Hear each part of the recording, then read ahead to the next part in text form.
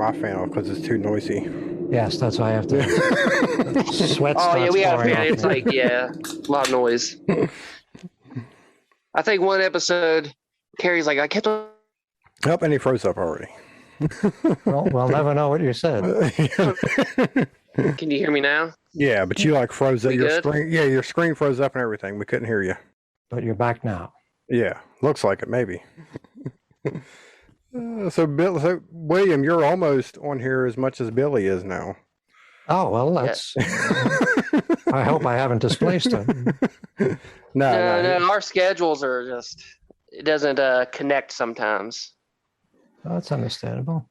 Yeah, I don't think Carrie's don't. Yeah, you don't have a set shift, do you? No, I have my days off are random. Yeah, So- and mine's I'm always off Wednesday and Thursday. Oh, see, being a bum, I have all this free time. Yeah. So Billy, you haven't been on here in a while. What have you watched recently? Anything good? Anything bad? I watched Don't Breathe 2. Hmm. It was pretty good. I mean, of course, sequels are never really as good as the first one. Unless it's Empire Strikes Back. Yeah, but like, I really hope they don't make another one. Well, they will. Yeah. Oh yeah. They Your will. hopes will be dashed, Yeah. I'm afraid. I don't understand like what they can do now. Someone breaks into his house again. Like, how many times is this going to happen? I'm What surprised. moves? How did they do a sequel? That's surprising to me by itself. I would have thought that Yeah, that it would have was. been like a standalone idea, but Yeah, it was totally more action, a little bit more action than the first one had. So they've gone that route with it. Yeah, a little bit more. Yeah, and it's not as not as intense, as the first movie was. Because the first movie you had like 4 characters or 5. A lot of times, like no one's saying anything. mm. I guess this one's all. There's a little bit. There's more characters. I mean, More yeah, noise. yeah, when you said more action, I was like, okay, obviously that's the way they've gone, that they've went. Yeah, I mean it's not like over the top, but it's like definitely. I still more action. liked our idea for the original. If they would have had the ending be that he had a vampire trapped in the basement, he was Yeah, just that he that's was just what I trying was to protect hoping. those people from Yeah. saying. And like they let her out, and then she just runs amok like everybody in the house. The first one was. See, that would have been cool. Yeah, Are these Blumhouse productions, or is it one of the major studios? can't remember who. Don't made that Breathe movie. is Ghost House, Sam Raimi's. Oh, Sam Raimi. Okay. Oh, but I think this one, I don't think Sam Raimi's production company produced it. It was mostly Fede Alvarez's production company, Bad Hombre. Oh. Yeah, because they're also producing the new Texas Chainsaw Massacre. Oh, another one. Yeah, Yeah. They're Funny, doing Can't stop making the it. yeah, they're doing the Halloween route. Like, this is the real sequel. I feel like everybody's going to do that now. That's going to get old quick. Well, it has already. But I don't know. But the last thing I heard, he said that the reaction to the test screening was the same as what Don't Breathe 2 got, which was more than what the original Don't Breathe had, the test positive score. So he feels confident about it. You know about the Texas Chainsaw Massacre? Yeah, but they had these directors do it, and then the footage that they turned in, I mean, it wasn't fully done. It was just they only had been working on it for a little bit, and they didn't like the footage. I guess they had creative difficulties, so the first directors like left, and then they hired somebody else. Well, it seems to happen fairly frequently these days. Yeah. Even big budget productions. They did that with Solo, and they did it with the Star Wars movie. Which was it? Attack of the Clone? No, it was one of the Star Wars films. Didn't they fire? No, it was the last. No, Well, they didn't fire the guy. it they was just supposed to didn't- Last Skywalker. Yeah, because Yeah. Colin. They didn't Colin invite him something was back. supposed to do it. Yeah, the guy that did Jurassic, the new Jurassic Park movies, he was attached to do it. But then he had a movie come out, I think, that bombed. Oh yes. The book. And then after not too long after that, he like dropped out of Star Wars. Yeah, Book of Henry, was it? Is that the? Yeah, Book of Henry. Yes. But isn't he the same guy that went on to do Knives Out, or am I getting everybody confused? No, that's Ryan Ryan Johnson, He did he did Looper, which is a Okay. fantastic movie. I've heard But good things. About yeah, that. but he did do that second Star Wars movie. He did the second Star Wars movie. Yeah. Yeah, he did Star Wars. Which is the one everybody Last hated. Jedi. I didn't mind it. I liked Last Jedi more than I liked Rise of Skywalker. Skywalker. Like the only best part of Rise of Skywalker was the Emperor. Well, I thought. Rise of Skywalker was J.J. Abrams. Yeah, Yes, he came did back. that one. Yeah. Because I guess they didn't want. I'll call him Rain Johnson. I don't know why, but Ryan Johnson, Rain Johnson. I guess they didn't want him to come back and do the second one or the third one. Considering the success he's had with Knives Out, I guess Yeah. he was lucky, right? Yeah. Someone told me, or not told me. I think I read somewhere. I think he's doing his own Star Wars like trilogy. So is Taika Waititi also. Well, Doing separate stories. Yeah, different. Their own different like Star Wars story. So it's gonna be I don't know when it's gonna be take place. If it's gonna be like after everything or before or what or. well, we certainly need more Star Wars movies. Yeah. Yeah. As more Yeah, and they more gotta Star build- Trek series. Yeah. Yeah. I never watch any of this stuff, so I'm completely ignorant of it, other than the stuff that I hear about it on Red Letter Media. And I was watching them recently because my life is empty and I need something to fill away. So I'm sitting watching hours of Rich Evans and Mike Suklaska, whatever his name is, reviewing all the episodes of Picard season 1. A show that I scrupulously avoided because I hated the idea of it. And I was surprised to see how many they didn't like it either. And the thing you can't come away with is this feeling of why are they bothering? Why would Patrick Stewart at this late stage of his life, with all the success that he's had in his life, why would he want to be bothered with this stuff? It's not likely to be like a big gold star on his resume when he's done. And, it's a mystery to me, and I don't want to go off on too much of a tangent here, but... Oh, that's what we're here for, though. Okay. This is that episode to do that. Yeah. Well, then I'll try not to exhaust you too much with my ramblings, but I was reading an article earlier today on Big Think. Do you know Big Think website? They have a YouTube channel as well where they have like thought leaders and scientists. They write articles about various issues, philosophical and scientific issues. Anyway, this person was putting forward the idea that we are probably, practically speaking, we're probably alone in the universe.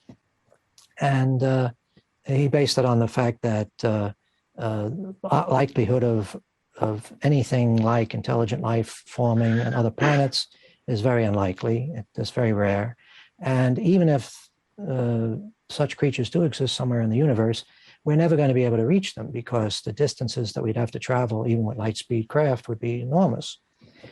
Well, anyway, after reading this, I thought, if that's true, we're all alone in the universe. It's just human beings and just the silly crap that we've been doing on this planet. That's the only instance of that ever happening in the history of existence. And science fiction, like Star Trek, proposes this optimistic future where we're all out in space, flying around and meeting different types of alien creatures and trying to get along with them and all that. Very optimistic picture. And I think it's a good thing because what happened was generations of people grew up, scientists and engineers and all sorts of smart folks, and they were following the lead that Star Trek, this optimistic image of the future that Star Trek provided. So it was a good thing. It was a healthy influence. You can argue about whether or not every episode of Star Trek was the height in literature or drama, but it had a positive effect on the world because it made people try to accomplish that future, as unlikely as it might be. Now we have this dark, pessimistic, cynical, violent vision of the future that's given to us by this nitwit that's the showrunner for Picard. He's also the nitwit that did the Universal Mummy movie with Tom Cruise. So you know what we're dealing with here. Right. Jeez. Everything about the series from the clips that I saw is dark, including the image. You can barely see the fucking picture. What is this thing with everything being so fucking dark? Everybody has shadows on their faces. The room is practically black with like little lights in the background. I mean, you can't imagine that they spent much money shooting it because it looks like it was shot in an empty room with the lights turned off. Anyway, that's not my point. My point is the bleakness of these shows and the pessimism and the cynicism also leads to the sort of conspiracy thinking that we're seeing right now that has had such a horrible effect on our society. You know, apparently in this one, the Starfleet is a bad influence on the universe. They're racist or speciesists or whatever, or corrupt in some way. It's just a poisonous picture of the future, and I can't see where anybody will benefit from it. And they're going to leave a mark because 20 years, 30 years from now, the next generation is going to look back and say, we didn't have that. We didn't have an optimistic picture of the future. It was all dark and dreary and gray. And now we're all depressed. Yeah. Yes. Well, that's what I'm here for. Trying to bring everybody down. But, yeah, I haven't watched any of the new Star Treks that are on the streaming. I've only seen the original series, the Next Generation, and then like all of the films. Mm-hmm. I didn't watch Deep Space Nine or whatever the other shows. Oh, my were. parents loved, or especially my dad. My dad watched Deep Space Nine, Voyager, and the one with Patrick Stewart. Next Generation. Yeah. Yeah, that one. Yeah. And they also had Enterprise. Enterprise I didn't watch that either. I watched a couple episodes, but I couldn't get past the theme song. Yeah. Horrible, horrible theme song. Well, and they watched the one with Scott Bakula too. That's it, Enterprise. That's it, yeah. Oh, that's Enterprise. Yep. And now we That's have supposed to be the first ship that ever went out or something like that. Yeah. Well, that's a bad idea to begin with, right? The idea of doing prequels is always a bad idea, I think. Which is why, of course, when they did Discovery, that was a prequel series as well, right? Wasn't that taking place before? I believe so, yeah. Commander Pike? So Yep. I think the writers just try to make things easy on themselves. They say, well, we'll set it in the past because then we have all this stuff that's already happened in the series, various series that have been done. We have all of that stuff to refer to, We can go back and we can tell the origin story of this character or that character that is seen in a later series. And make up their own lore and stuff. Usually try retrofitting things, changing things slightly. But I always find that very depressing to be watching a show that's supposedly taking place in a time maybe hundreds of years before the show that I liked, Yeah. Why are we there? Why are we here? Don't you feel like I want to leave the prequels- mystique to the characters and stuff, Yeah, I was going to say, because don't you think that like when you watch a prequel, you're just like, well, I know the character lives because he's in the... So it kind of takes away from any suspense. Because you kind of know what's going to happen. It's like, he's going to be... that's why he turns bad. Okay. Yeah. And those explanations of characters' motivations are never really satisfying. I mean, I don't know about you, but when I look at the Star Wars prequels, that guy doesn't look anything like what I imagine Darth Vader would look like. So, yeah. And he doesn't even look like the Darth Vader that was unmasked at the end of Return of the Jedi. Yeah, I know. That guy looked like, a badly made omelet. Where, it's just the attempt to make things more sophisticated, is a bad idea, I think. I think the beauty of these shows is their simplicity and their directness. They should be like fairy tales. They shouldn't be like reading War and Peace, all that backstory is not necessary. That's why it wasn't in the first movie. Yeah. But, they get a taste of that money and they're like, oh, shit. Well, that's it. I can make a lot more of this. Well, I think George Lucas also cursed us when there was one little joke that he did at the beginning of the first Star Wars movie, which was to have that, episode 3. The idea was, this is a movie that's inspired by the afternoon serials. So I will start in media res, as they say. I'll start it. Yeah. But he didn't really have, two other movies before. No. Ridiculous. Actually, it was episode 4, right? 4. Yeah. But that was supposed to be a joke. And when you saw it in the theater the first time, people laughed.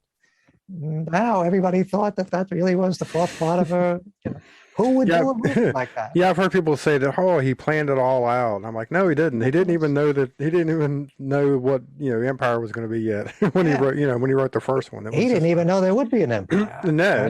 The guy who was Gary Kurtz, is that the guy who was co-producer? I believe so. He went down to, after they finished shooting Star Wars, they went down to Hawaii because they were afraid, him and Spielberg, They went down on vacation in Hawaii because Lucas was so sure that Star Wars was going to be a bomb. He wanted to be out of town. So he didn't even have any idea that there would be a series.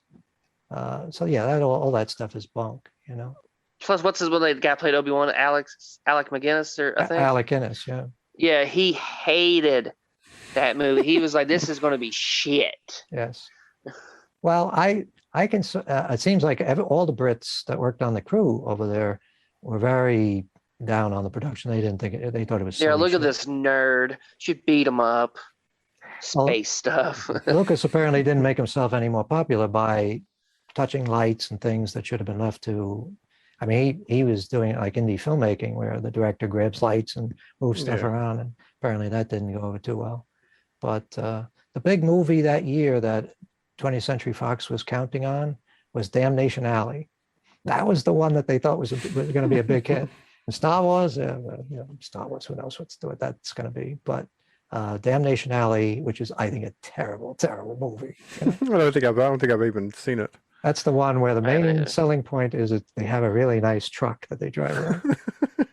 Anytime you know that a movie is being sold on the basis of its vehicle, it's a bad sign. Well, now that type of thing gets a lot of money. I mean, Fast and Furious.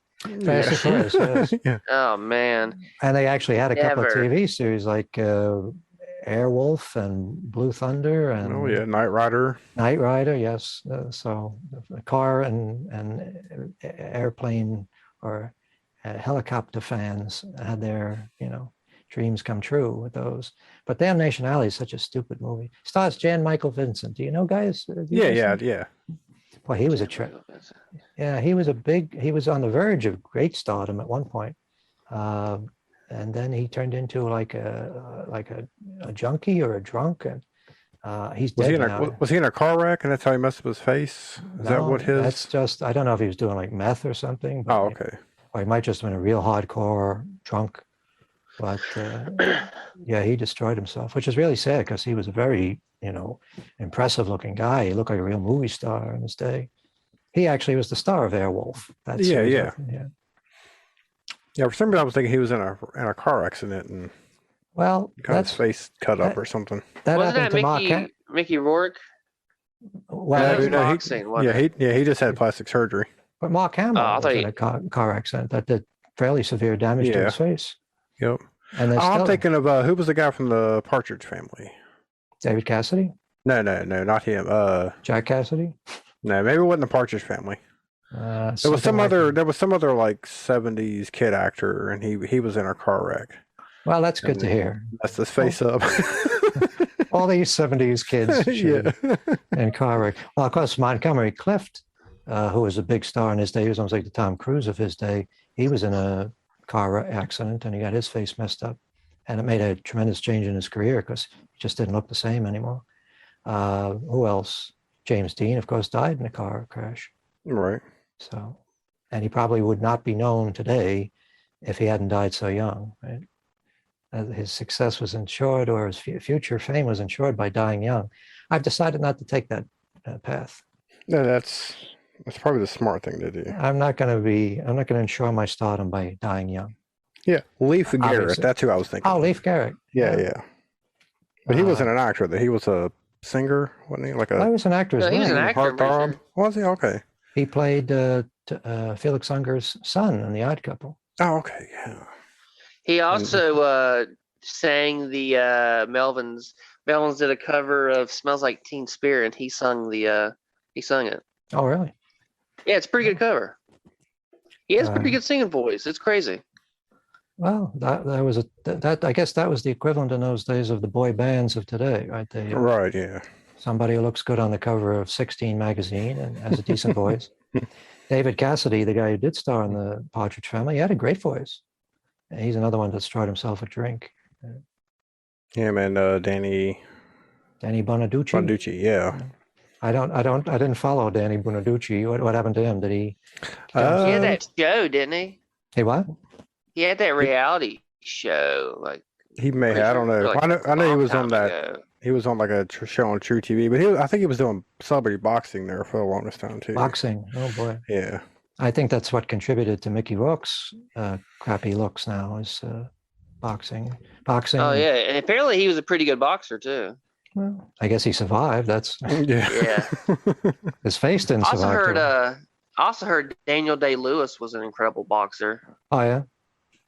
because like he actually get into his roles and stuff. Like My Left Foot, he literally just like used his left foot the whole time. Yeah, he's an impressive actor.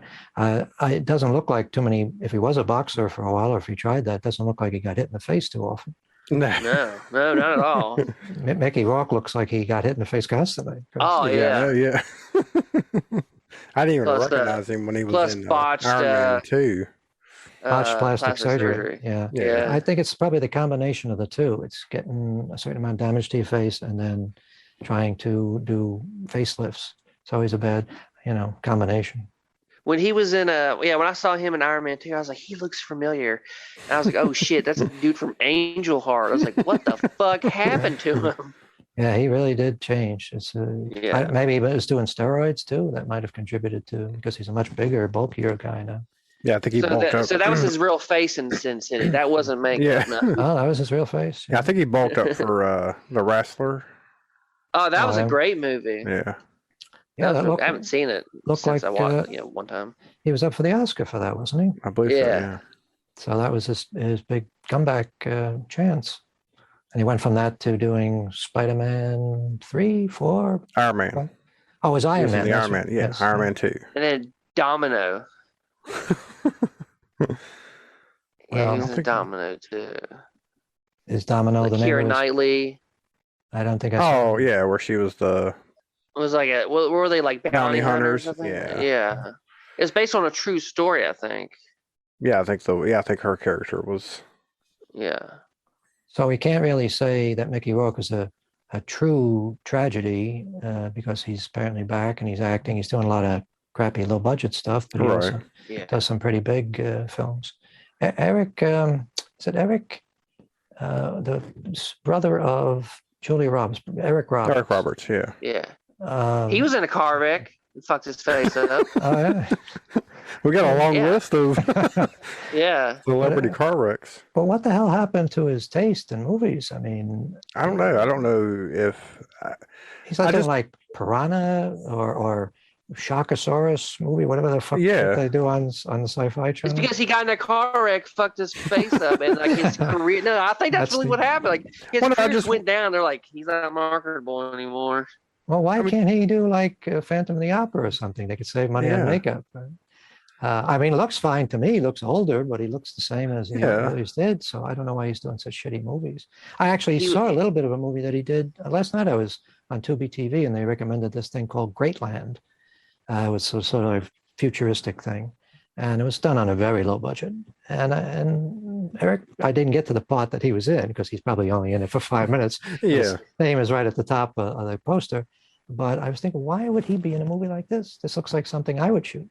I think the last thing I saw him in was like 10, 15 years ago. It was the Killers music video came on. I was like, oh, that's fucking Eric Roberts. Oh, he did a cameo in it. I think he was a big part of the Killers that music video. I can't remember which one it was though. You always wonder about these, whenever you see a well-known actor or actress and they've done big movies, and then now they're just doing. Bruce Willis comes to mind. He does a lot of low budget. It's because he's an asshole. But I mean, it's hard to work with. Well, no, but is he just doing just for it's just easy money? I go on set for a week, and then they're paying me all this money, and I don't have to go. I don't have to do like a press junket for it because it's probably just going straight to video. You know what I'm saying? Is it just easy money for him? Because he's like, they're going to help me, and I'm going to help them. They're going to pay me, and I'm going to give them some money. They're going to make some money because my name. Yeah. I was in fucking Die Hard. Yeah. Well, I mean, if he were to die right now, he leaves behind a pretty impressive body of work. I mean, most people would have been happy just to have a successful TV series that was on for how many years? 5 years. Yeah. And so, but he went on to do Die Hard movies, and he went on to do M. Night Shyamalan. The whole 9 yards, the whole 10 yards, the whole 10 yards. All of those, yes, all those classics. And I mean, he's done 12 Monkeys with Terry Gilliam. Oh yeah, Pulp Fiction. Pulp Fiction, that's right. He was in that too, yeah. So he's got an impressive record. but I guess. No, well, we talked before about Anthony Hopkins doing Transformers, and it's just That's like, right. Yeah. I mean, he must be just doing it for the money, all right, for the paycheck. Yeah, but he There's also no art. seems. There's no art in it. You know what I'm saying? Well, I think also like they sign these contracts like, all right, you can do 3 movies that you really want to do, but you're going to do at least one fucking movie we want you to do. Well, It's that's like, possible. Yeah, that's shit. that might explain. It's interesting because I was wondering recently. I was watching Red Letter Media and watching their best of the worst shows.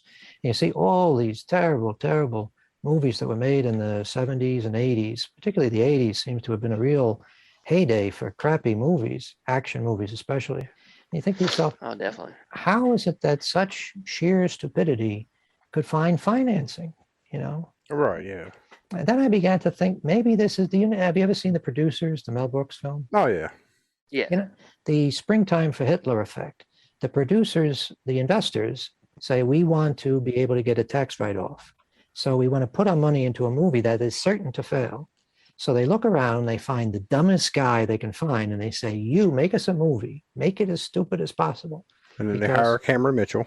And they hire Cameron Mitchell, right, to do a phone call in. That he was way ahead of his time. He was doing Zoom calls. Yeah. But is it possible that that's why we got so many really stupid movies? I mean, some of the things are just inexplicable, and they're not all like, you know, $10,000 things like you see on Amazon Prime. Some of them are movies that have $200,000 or $300,000 behind them, but the dopiness of them is just palpable, and I can't understand how anybody can make movies like that. Cocaine is a hell of a drug. Yeah. It's got to be that they're not, you know, they're obviously not putting a lot of money into it, and then with the, you know, think back in the 80s when you had straight to video, it probably not. Obviously, it doesn't cost as much to put it on VHS as it is in the theater, and they can just sell them. Yeah, they're probably going to make their money back with people just picking them up at the Walmart for $5. And VHS even more than. Hey, DVD. what is y'all's favorite straight to video movie? Like straight to video. There's too many to. There's too many to mention. One of my favorites, because it's just so ridiculous, is Cobra. I've never seen a man cut a pizza with a knife. Is that the one with Stallone? Man, I just love Cobra. Yeah, I think it's the greatest movie. It's so funny. It's so ridiculous. It has that one guy that was Shao Kahn in Ricardo Montalban? Mortal Kombat 2. Mortal Kombat, yeah. Yeah, he was also Buffalo Bob on was it Joe Dirt? That guy, you know what I'm talking about? Yeah, I know you're talking about, yeah. Yeah, he was in it.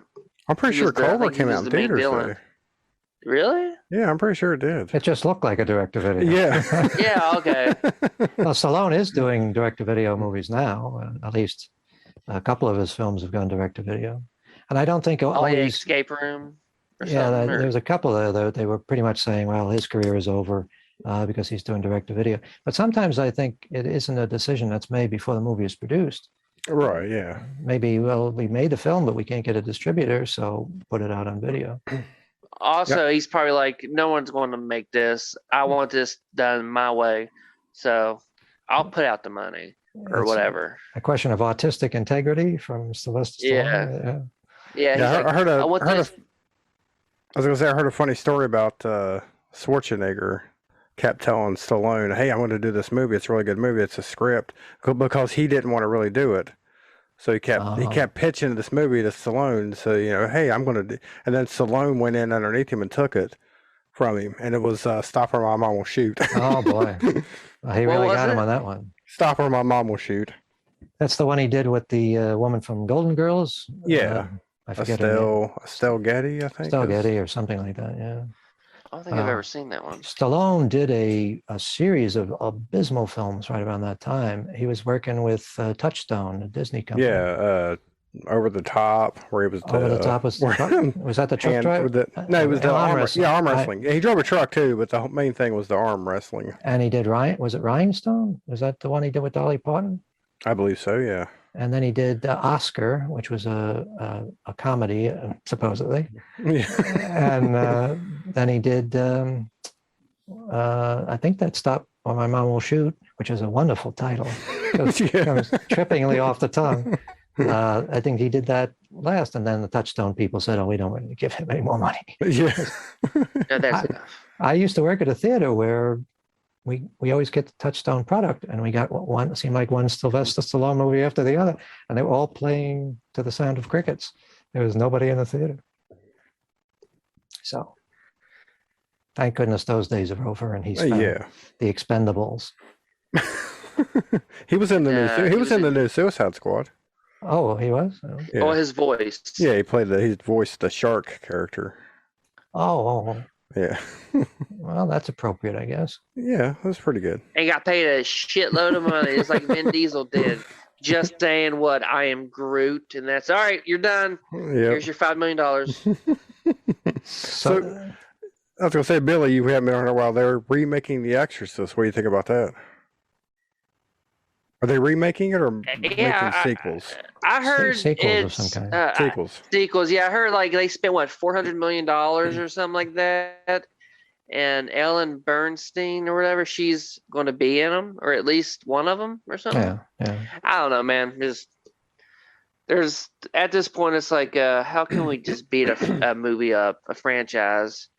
Let's make a TV show. Let's make let's make a movie, and then let's make a prequel of that TV show into a movie, and it's never Yeah. ending. I'm afraid they're going to try to go down the route that they did with the version you've never seen, with the spider walk and all the added stuff to it. And it's not going to be any good.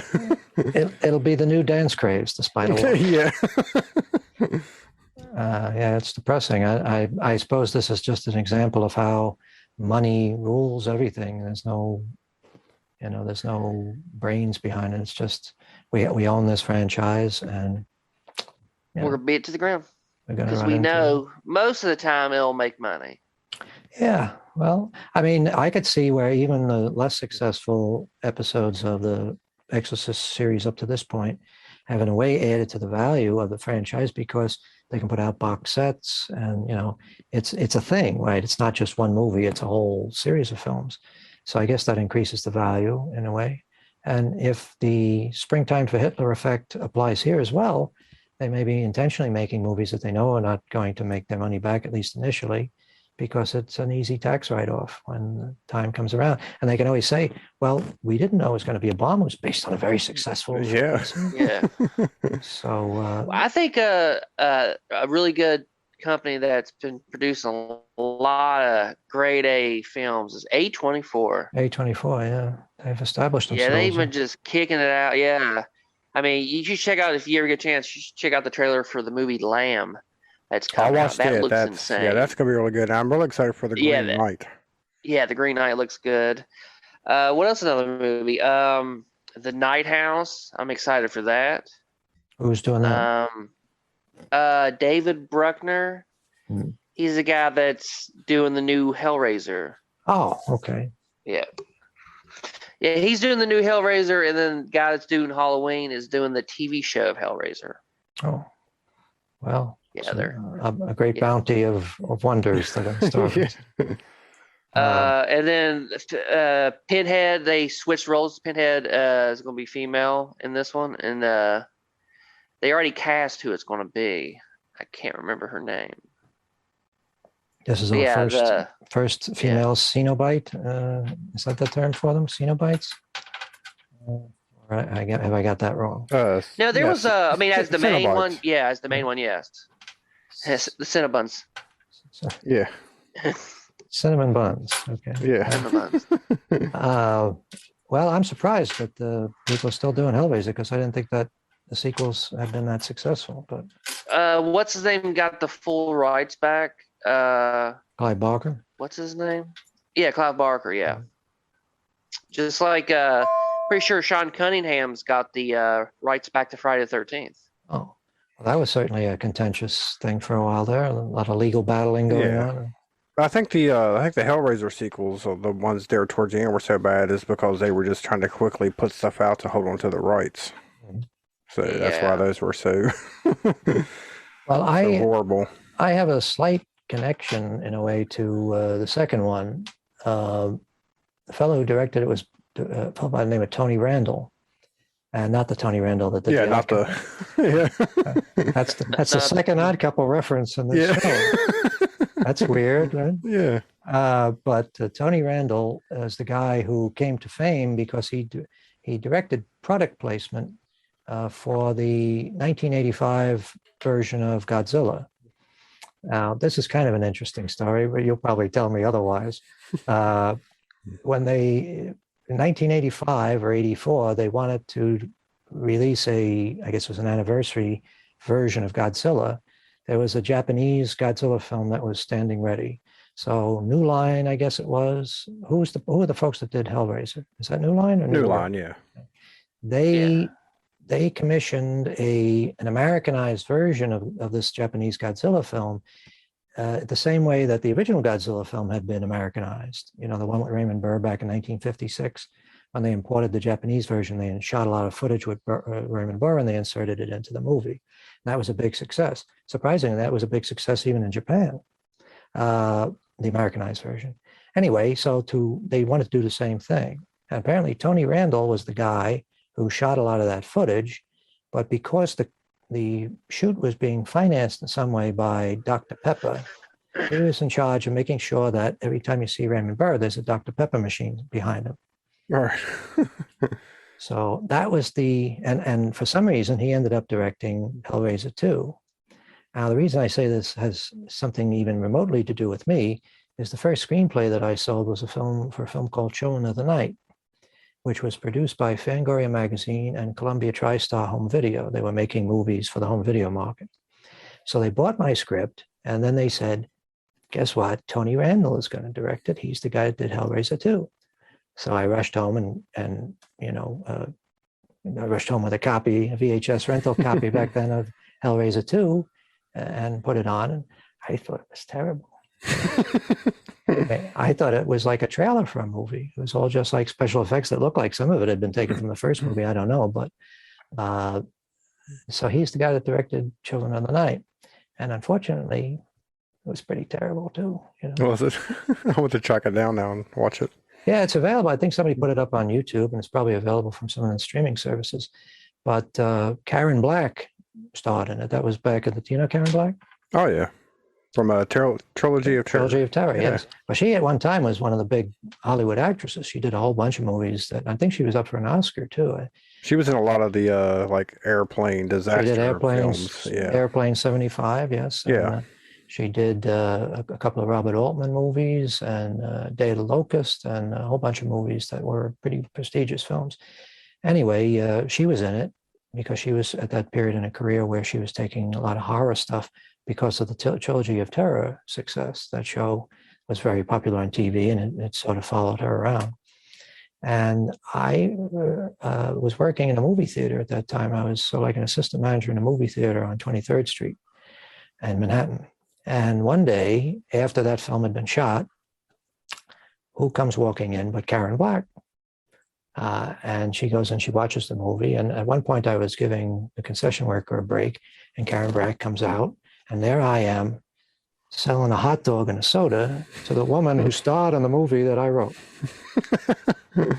And I thought, I'm not going to mention to her who I am because, first of all, it looks like I'm a terrible failure in life from being a screenwriter to being a guy selling hot dogs.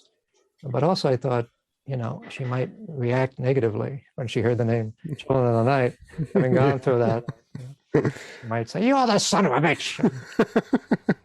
But as it turns out, they didn't use my script anyway. They used the broad idea, and that they do what I guess they always do. They bring in a crowd of people to rewrite it. All right. So that's how I know the name Tony Randall. Very interesting. Was it? I'm not so sure. Yeah, it was. I'm not convinced that was interesting. It was interesting to me, but that's, but anyway, yes, Children of the Night. You just said that wasn't my script that you shot, all right? Mine was way fucking better. Yeah. They wrote, I don't know what that garbage was. Well, I didn't want to. She was always rather an odd person. She was a great actress, but she was always rather eccentric figure. And I was afraid, I didn't know what her reaction would be if I told her anything like that. So I thought it would be best to leave it alone. But while I was preparing her hot dog, she was like doing a little jig in front of the candy stand. So I thought, I'm going to leave her alone. There you go. So we had a hot dog. I didn't tell her what was in the hot dogs either. So, you know, there were a lot of secrets I was keeping from Karen Black. I wouldn't be eating those hot dogs if I were you, Karen. Well, she's long gone now. So Yeah. she It's won't. because of the hot dogs. It could be. Yeah. Yes. I killed Karen Black. Oh, my Yeah. God. I killed Karen Black I'll never live it with the down. hot dogs. With a hot dog, yes. Anyway, so let's talk about something a little more interesting. All right. Did you? The Last of Us TV show is 10 episodes? They're going to have 10 episodes, I believe. And they have a few people from the game. One of them's actually reprising the role they did in the video game, and one's playing a different character. Yeah. See, I never played the game, so I'm going to be. I mean, I know it's about some kind of fungus that turns people into zombie-ish type things, but. Yeah, it's like a real fungus that actually happens to insects. Right. The fungus gets and it controls the insects. Yes. I've heard of that. Yeah. I'm interested. It has Pedro Pascal. He's playing the main guy. He's a good actor. And the girl from Game of Thrones that played like one of the young girls. She gets killed by a giant. I can't remember her name, but she's playing the young girl. You don't think it's going to be? You don't think it's going to feel like The Walking Dead? I hope not. I mean, the guy who did the game is help writing, and he's very heavily involved. I just don't want them to like just do a shot for shot of the first game. You know, it'd be kind of boring if especially if you've already played through the game. Yeah, I really hope they don't. Yeah, but I mean, I have hopes. I hope they're smarter than that. So it's going to be a series? Yeah, it's going for HBO. Oh. The guy who did Chernobyl is doing it. Oh, that was a very good show. Yeah, I have not seen it. It was like interesting and depressing at the same time. Yeah, he's apparently he's doing he's creating, also help writing. He's also heavily involved. You know, when people to create, they're like creator, and they're like, I don't really do anything. I just said I gave him the money and that was it. Yeah. But he's actually involved. He's actually co-writing. Well, that's something. So I'm interested, and yeah, if you ever get a chance to play the games, very story-driven games, like really good. Yeah, I'm sure I won't. I don't have the system or the time to really put into it. Oh no, they're pretty long games. Like yeah. Well, this might be a thing to come in the future that more movies will be made based on video games. Yeah, but usually they suck. Yeah, usually they're not all that good. Yeah, usually they're not good. Yeah, they seem to have more luck making movies out of amusement park rides. Yeah. Yeah. Of course, what's going to be interesting is when they make a game based off the show that was based off the original game. Yeah. Because the show will be different enough that they can make another game. That's kind of connected to it. Billy, did you ever watch The Lighthouse? With William, with what's his name? Did you watch it, William? No. The Lighthouse. That was William Dafoe. Yeah, William Dafoe. Yeah. Wait, yeah, I think I watched half of it. So I watched it. Oh, we talked about it, I think, on one of the other shows. Yeah.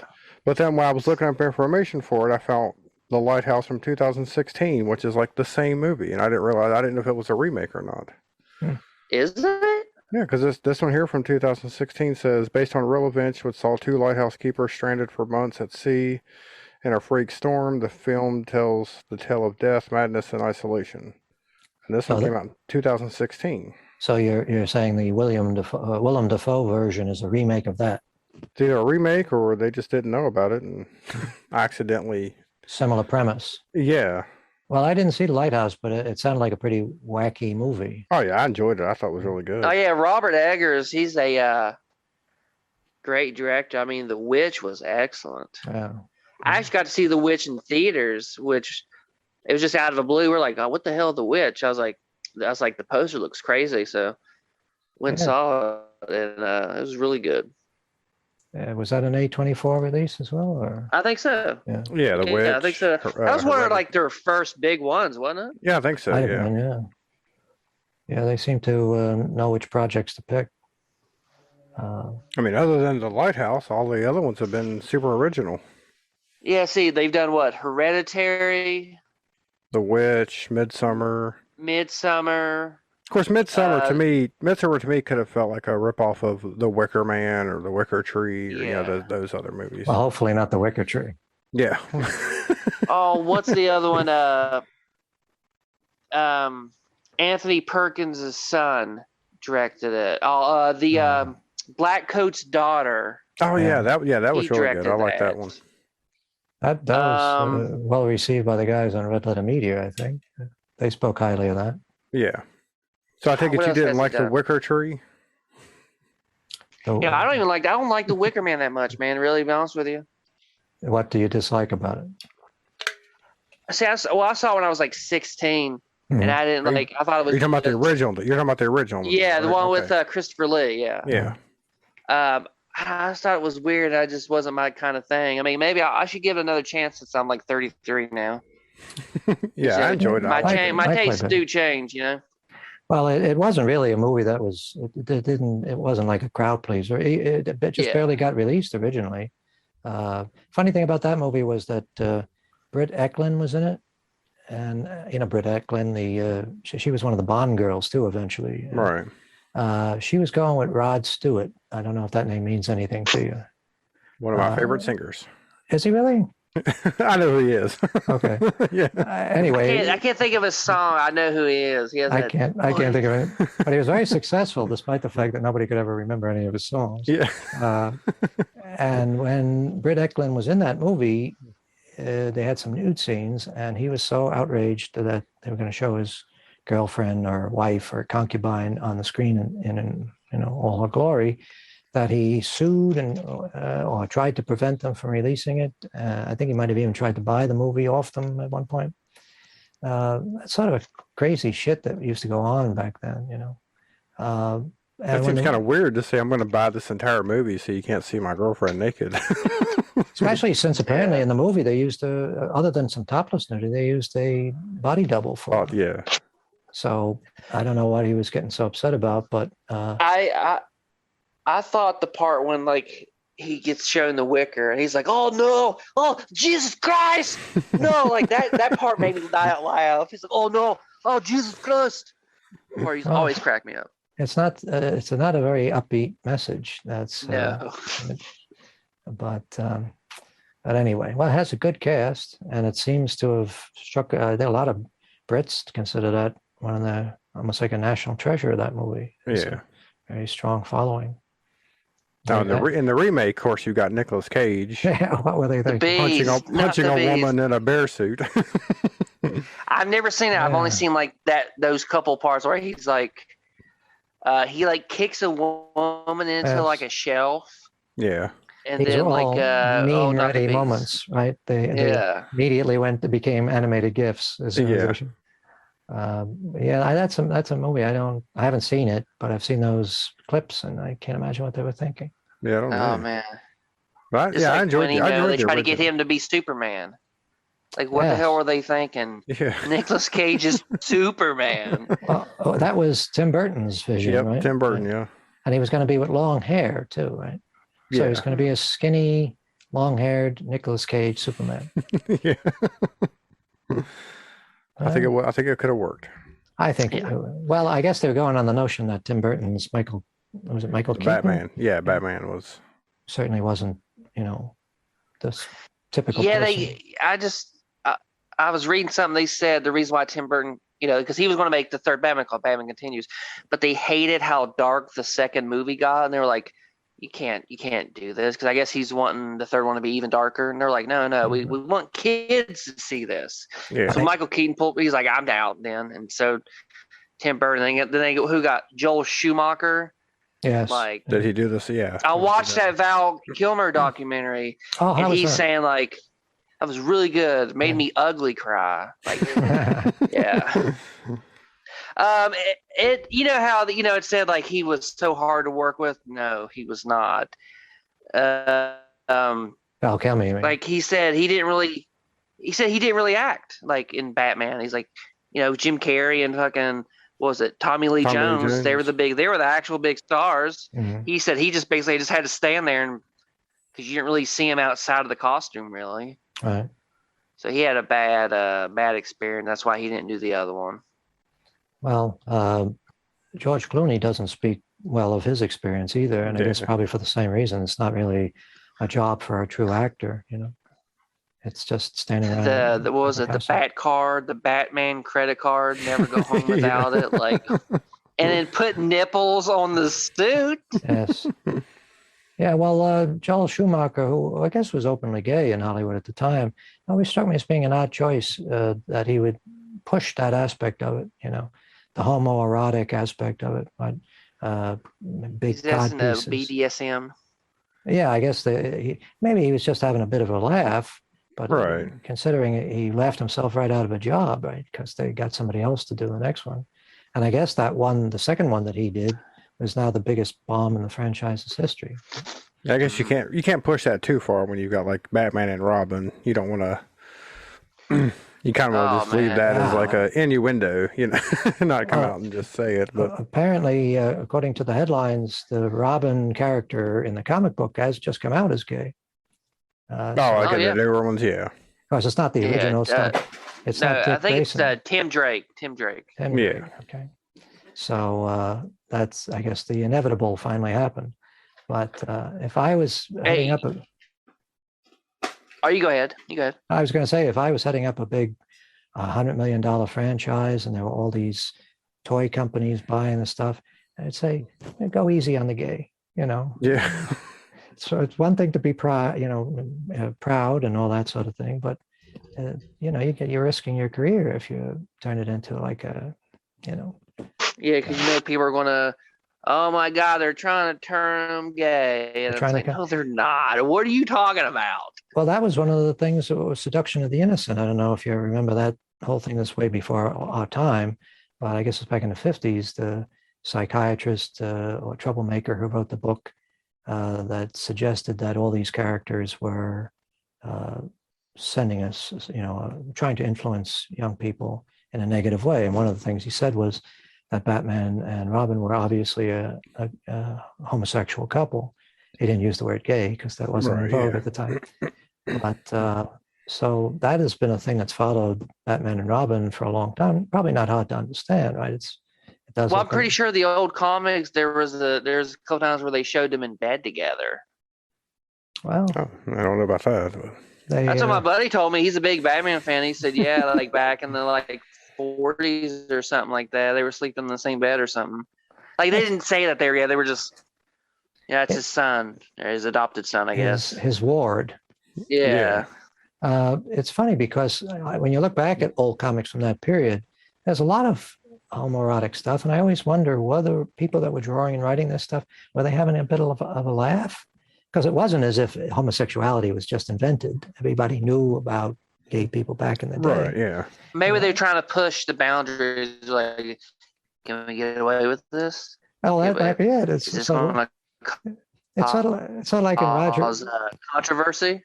Well, I don't know if they even expected anybody to notice it. I think they were putting this stuff in just to amuse themselves, you know. Yeah, like all the nude stuff they put in Disney films. Like Roger Rabbit. Weren't that popular back in the day. Well, you know, back then they weren't really as popular. Well, Batman and Robin were pretty popular. Oh yeah. Yeah. They were popular enough to have a Columbia did a afternoon serial in the 40s. Oh yeah. Yeah, Batman's been popular for a while. And of course, in the 60s, you had the TV series. TV show, yeah. I loved it. Yeah, I always liked that show too. I think Adam West and what's the guy's name? Burt Ward. I think they were just brilliant in those parts. I don't know how they were so lucky to get guys that understood exactly how to do those parts, you know. There's audition videos or audition film up online that shows you other people doing when they're auditioning, when they're trying to cast that show. And you see the other people, they just don't get it, you know. Right. And when Adam West and Burt Ward did it, it was just a perfect. Yes, that's exactly the way it should be. It's just like John Astin and what's her name, the woman that played Morticia on The Addams Family. They were just perfect for that role. Everybody else is just sort of, just there. not quite right, Yeah, I always had a big crush on Julie Newmar. Julie Newmar's Catwoman. Yeah. Yes. She was great. she was another rather eccentric figure. She was in the Karen Black category. Right. Yeah. Very, very interesting person. But I guess SNL tackled that subject when they had their skit, The Ambiguously Gay Duo. Oh yeah, Stephen Colbert and Steve Carell actually. Yeah, they both done the voices. Yeah, I always thought that was one of my favorite skits. That shit was funny. Yeah. What y'all looking at? Nothing.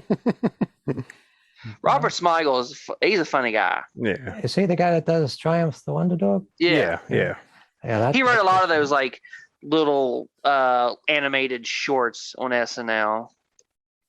Well, I was always a fan of the dog puppet. Me too. Yeah. Oh, back for Batman for a second. I forgot Tim Burton's Batman the third one was going to have Robin Williams as the Riddler. I could see that. Yeah, I suppose. And then when they didn't want it to be that dark, they're like, "Well, I'm out." Well, I have to admit, I saw the Batman with Jim Carrey as the Riddler in the theaters. I did too. And it was just, it seems to me like it was just a short time after Dumb and Dumber had come out. I'm probably wrong about that, but in my mind, the two things happened close together. And it was I'm pretty sure you're right. And after seeing the Batman movie with the Riddler and suffering through 2 hours of Jim Carrey dancing around like a fool, I said to myself, I'm never going to go to another Jim Carrey movie in my life. And I've kept to that promise. And I think probably a lot of other people were secretly making that promise as well to themselves. Cable Guy's a pretty good movie. You ever seen that? I've never seen it, no. Yeah, that's really good. Of course, Ben Stiller actually directed it. But his other serious roles are good too. Oh, Ben Stiller was in that? Or? Yeah, or he directed it. He directed it. Yeah. Yeah. But his other serious roles that he's done, like Man on the Moon, was really good. He was really good in that. Yeah, I'll give him credit for that. Yeah. And Robin Williams, from my perspective, was always better when he was playing dramatic parts. Definitely. But Good Morning Vietnam.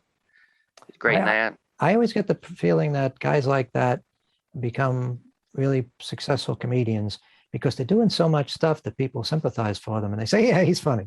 Yeah.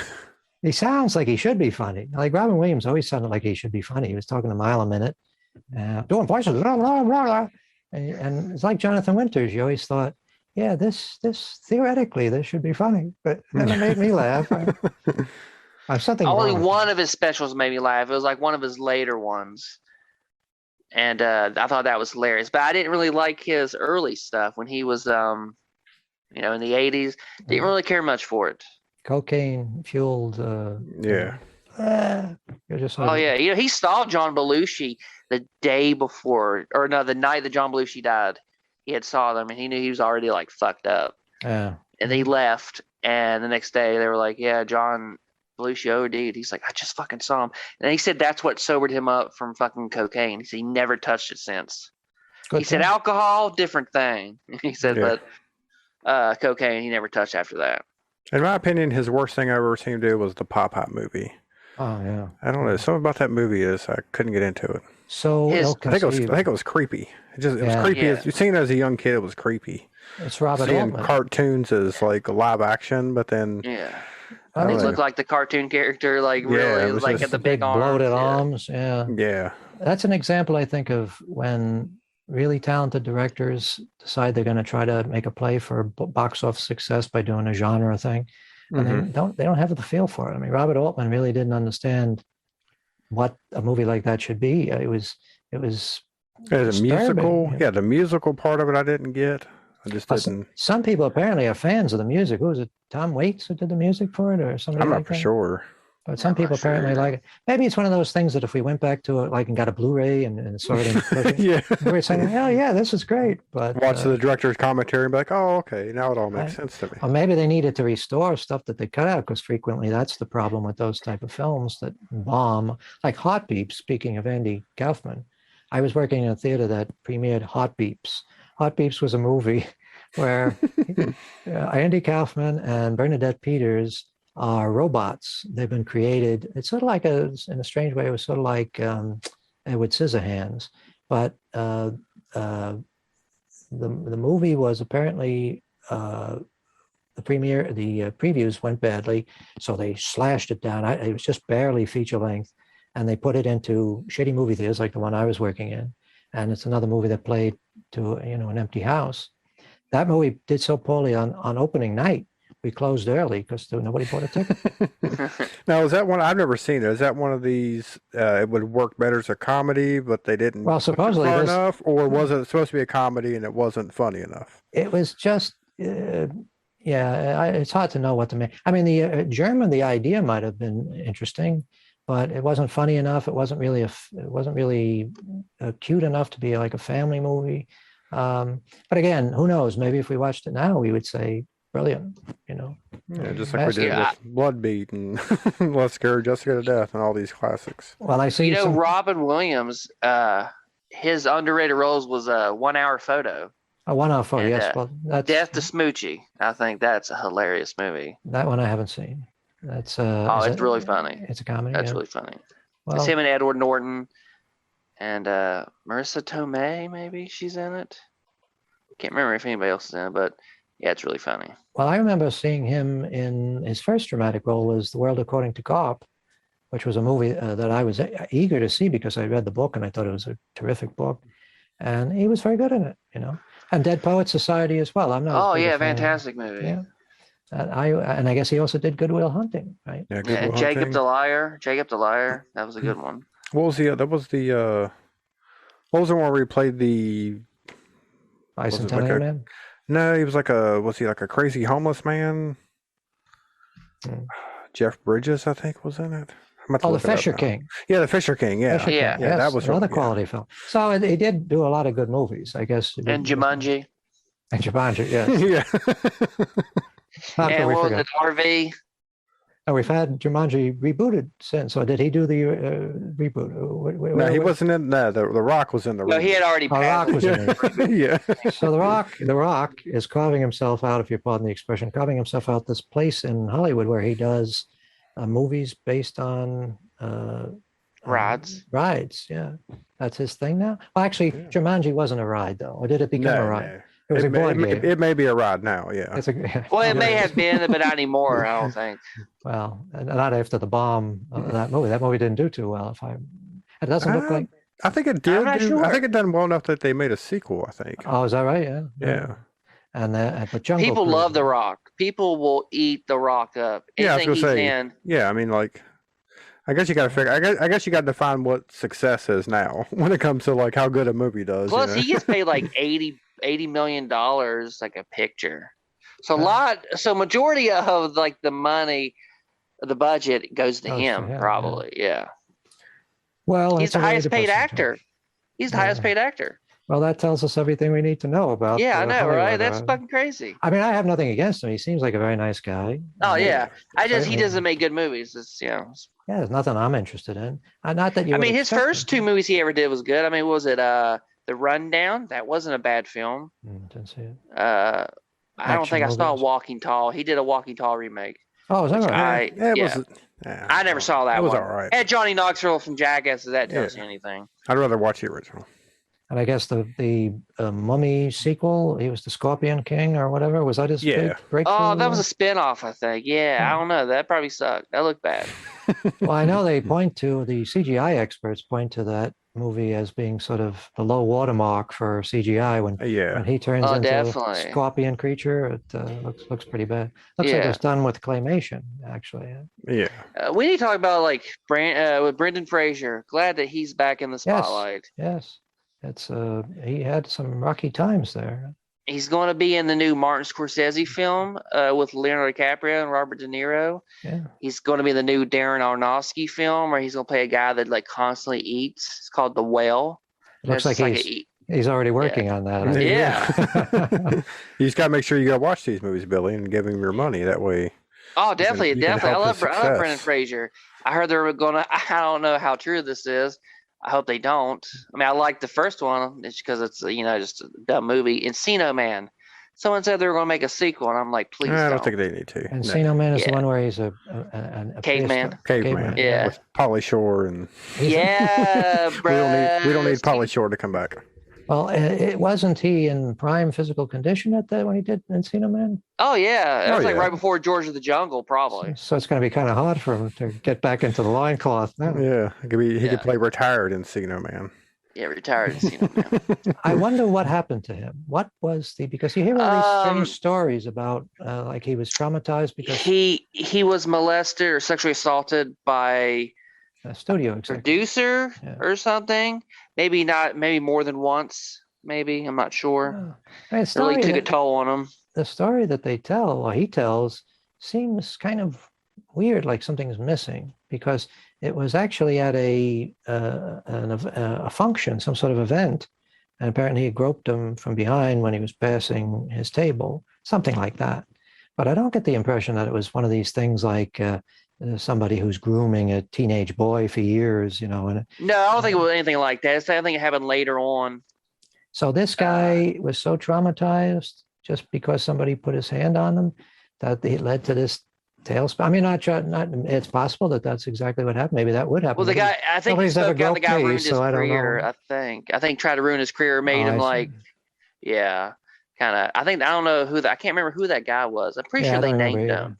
But it's surprising that that could happen, and I can't help but wonder if there weren't other factors, because the idea for a while there, it seems like he was almost in every other studio movie. Yeah. Oh Get away yeah, from- it's like his last big movie. What? It was The Mummy, wasn't it? And after Well, that, you didn't see him. That's what I was going to say. I think The Mummy was just so big. I mean, it's like, where do you go from there? And then he does Blast from the Past and Airheads, and it just goes Yeah. down. You know what I'm saying? Well, Airheads was in the '90s before he did The Mummy.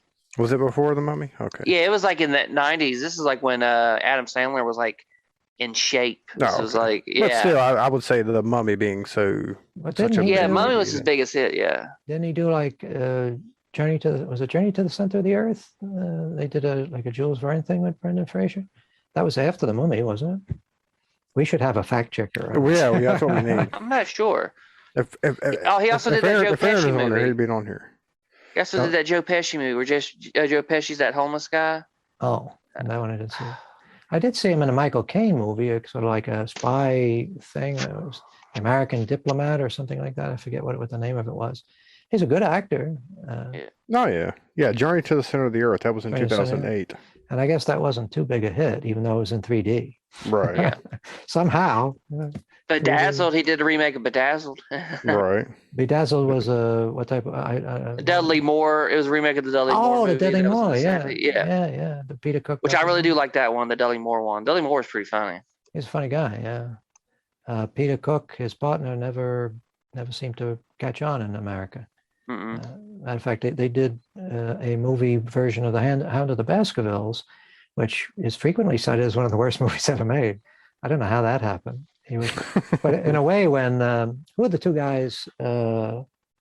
They did a Sherlock Holmes thing, a spoof, and it was a big bomb. Will Ferrell? Will Ferrell yeah, and Will John C. Ferrell. Riley. Yeah. Right, yeah. And when I saw that, I said, "Oh my God, this is just like Dudley Moore's experience." They thought that it would be funny to do a parody of Sherlock Holmes without realizing that Sherlock Holmes is already practically in the category of parody to begin with, right? Yeah. It's just a question of making it more ridiculous. But, Right. Will Ferrell, he just, when he first came out into the movies, I mean, he was funny on SNL, but when he started doing movies, his first movie was like, okay, he's pretty funny, but then he started playing the same character, and it's like, all right, dude, we Right. get it. You're the dumb guy. Well, I mean, a lot of screen comedians, that's pretty much all they do. Charlie Chaplin played a tramp practically all his career, with the exception of a few films. But he probably still made it fresh or made it interesting. Yeah. It's just Will Ferrell's like, all right, yeah, you're dumb. You don't get stuff. You're different. Did you guys know Jerry Lewis? Oh yeah.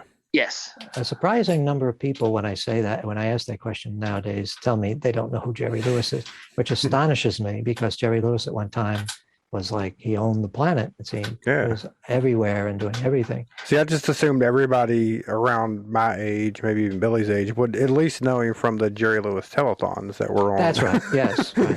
That were on for one whole 24-hour period on what, Labor Day or something. Right. Yeah. And I think he's passed, right? He's passed away, right? Yeah, yeah. What wasn't one of his last movies like The Night of the Museum?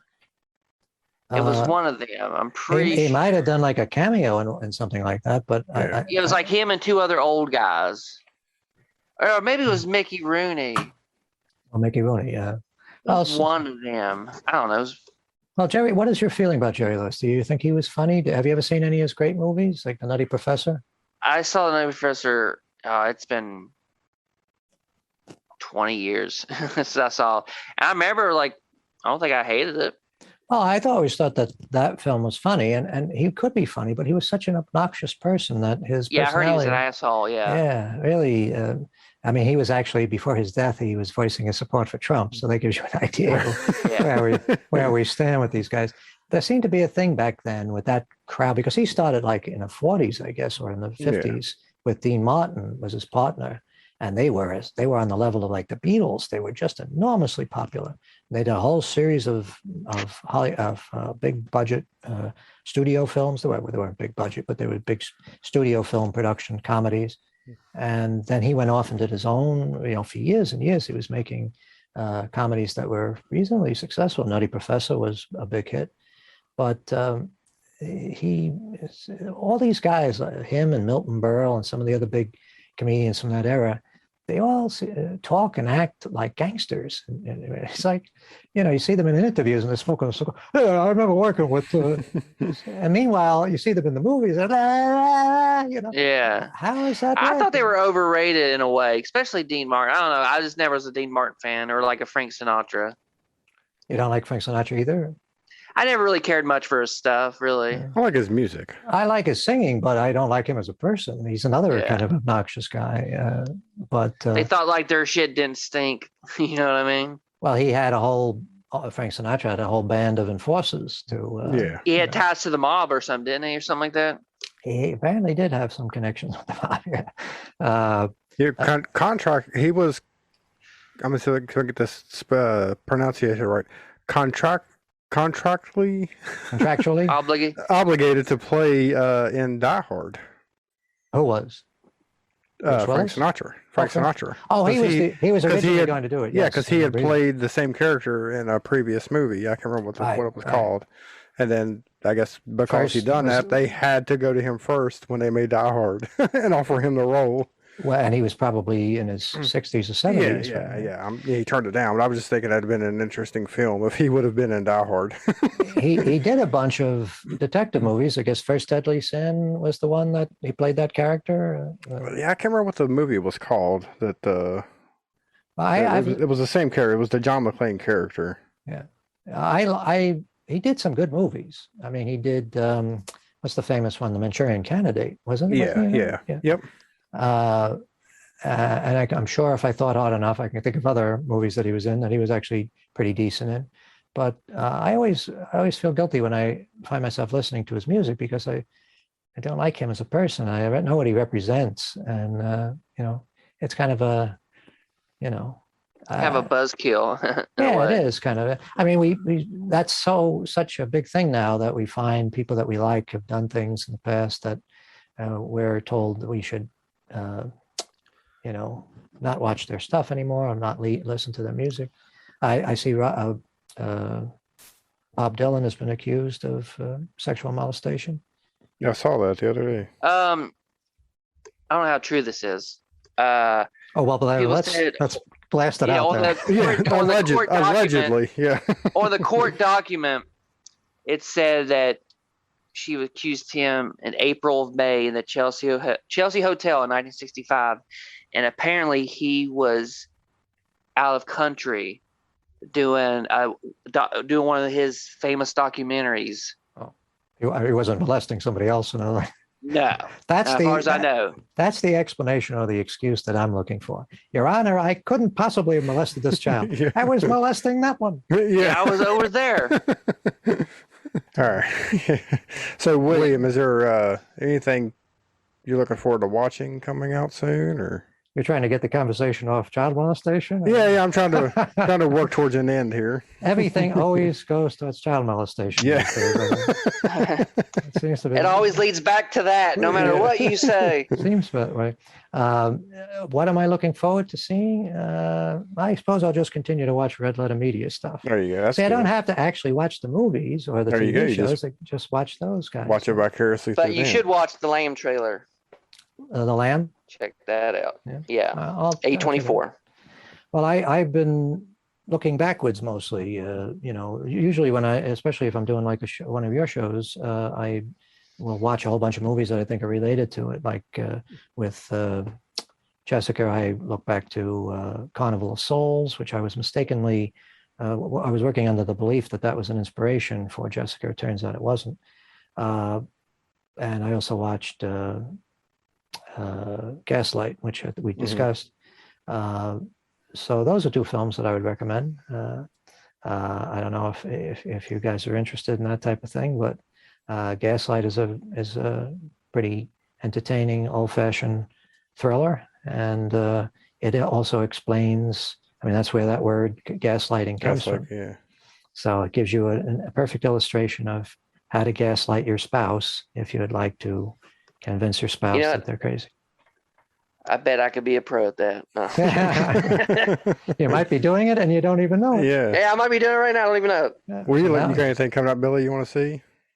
I'm excited for, I'm hoping the trailer for the Texas Chainsaw Massacre, hopefully it comes out soon and hopefully might be good. Evil Dead Rise, I'm a sucker for Evil Dead, so I'm definitely going to see that whenever that comes out. That's another sequel? Or?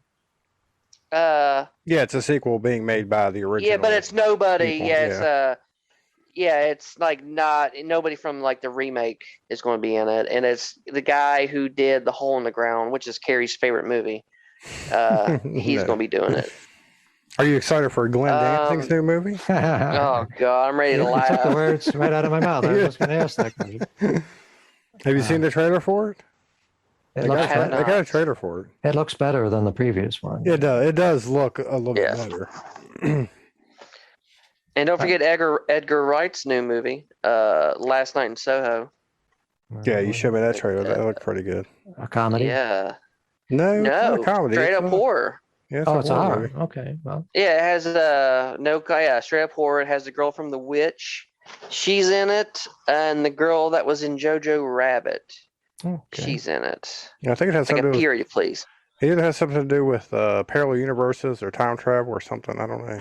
Or like some kind of like shadow monsters or something. So yeah, it's maybe they're the Langoliers from. Yeah, it has there's a couple of scenes that has like I know I'm gonna say this name wrong, but what do you call those Italian slashers? The Gallo? Gallo, yeah. Yeah, it has that feel, that look, the bright colors. Well, I think you might have just put your finger on it. And knowing Edgar Wright, that's what he's going for. Yeah. Yeah. Because he hasn't done a straight drama or, everything he's done up to this point has been a parody. It's been comedy. Comedy, yeah. So that'll be interesting to see. And then Guillermo del Toro's remake of Nightmare Alley. Oh. Which is going to be his first straight-laced thriller. And it's going to have like Bradley Cooper, and I can't remember some other people. It's going to be rated R. So anything he does, I will probably watch because I think he's a fantastic director. Yeah, his last one didn't do too well though. That gothic melodrama, Crimson something. Yeah. Oh, I love Crimson Peak. I don't know why people didn't like it. I thought it was really good. It didn't do very well at the box office. No, but was it The Shape of Water? No, that was really good. Well, that was a big hit and an Oscar winner. So I guess he can coast. Maybe they'll get him closer to At the Mountains of Madness. Maybe they'll get him closer to his dream project. Is that his dream project still? Yeah. I'm pretty sure. Yeah, that. And there was if you go on YouTube, it will say like the unproduced scripts or something of Guillermo del Toro. And he did his own version of kind of like The Man in the Iron Mask. Oh. I can't remember what it's called, The Heart of Darkness or something like that. And he said it is like the best thing he's ever written. I And can't never remember was why it produced. didn't get made. He's still hoping to get that made, but it's like really violent. It's like he said it's like his most violent movie. Well, So I don't know, but you sometimes should check it out. It's on YouTube. sometimes these guys get a chance to do these dream projects and it doesn't go so well. Yeah.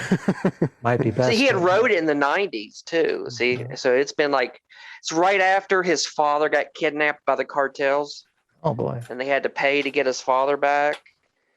And he had a bunch of rage, and that's when he did that movie. That's when he wrote the script, I should say. He comes from a well-off family, I assume. I'm not sure if they're well off or not, but I know it. I think he had already been a kind of established director, so I'm guessing they thought he had money, maybe, and they kidnapped his father. But his father came back. His father was, brought back safely. Oh, that's good. Yeah, it's on YouTube. Just look up like Guillermo del Toro's his best scripts that were never made or something like that, and you should. There's a good like a 30-minute thing about it. Well, who's the guy, Jodorowsky, who had the unmade version of Dune? They did a documentary about that. That was very interesting, actually. And I think they put out like a coffee table book of all the designs and everything from it.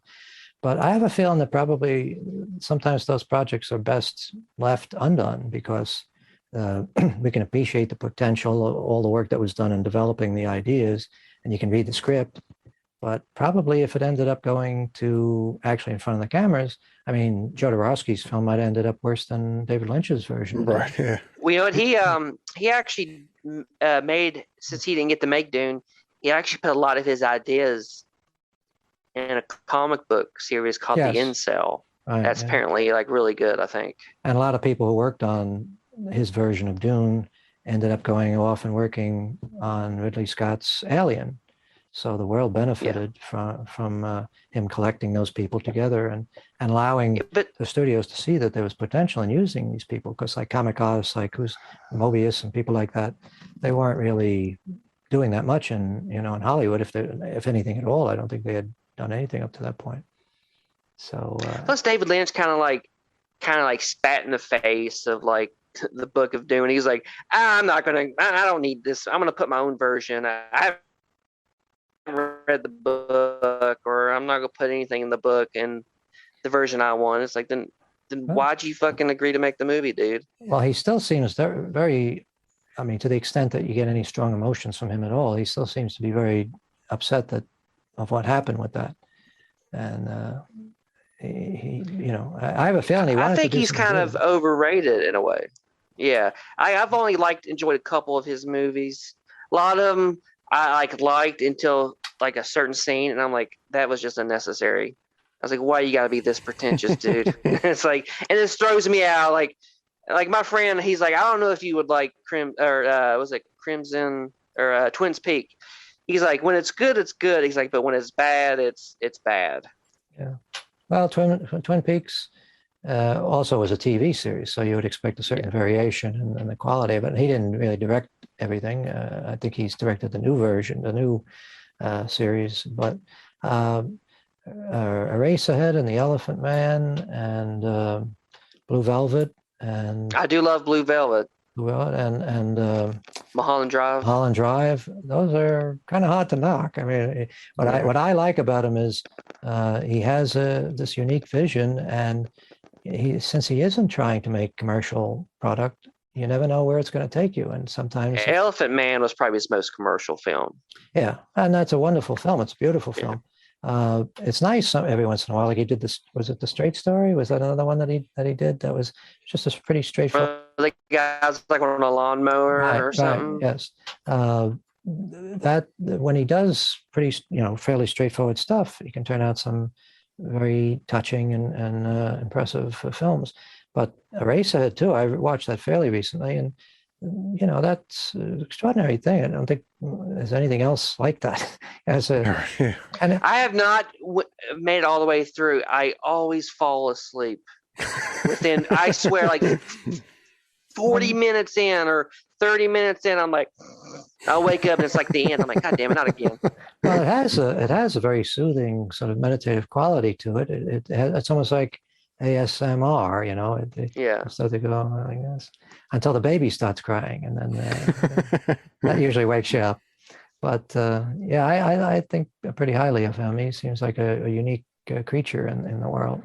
It's too bad that he doesn't get to make more movies, but maybe it's just as well. Maybe if he was turning stuff out all the time, there'd be a lot I think less. he's kind of retired from making movies. Really, He's teaching meditation, and he might still do shows, but I'm pretty sure he's like said he's done making movies. Yeah, yeah, he's doing he did a voice on the Cleveland show. Oh yeah, I think he did the bartender's voice. Oh yeah, I think. yeah, that's right. Yeah, is that a? and he was also in a couple episodes of Louis C.K.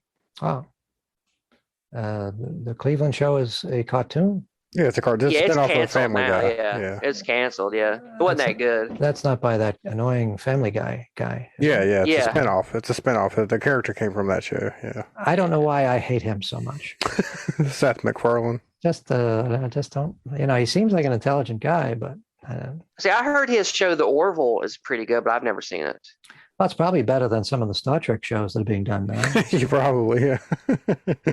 But well, God bless him. He actually like stars in it and writes it and everything. Yeah, well, I'll tell you It right was now, good. I'm looking forward to yeah. seeing. There's a movie called Seance. I saw a trailer for it. It's Oh really good. yeah, the guy And that then- did You're Next. Yeah, there's a movie coming on Hulu called Only Murders in Our Building, starring Martin Short and Steve Martin.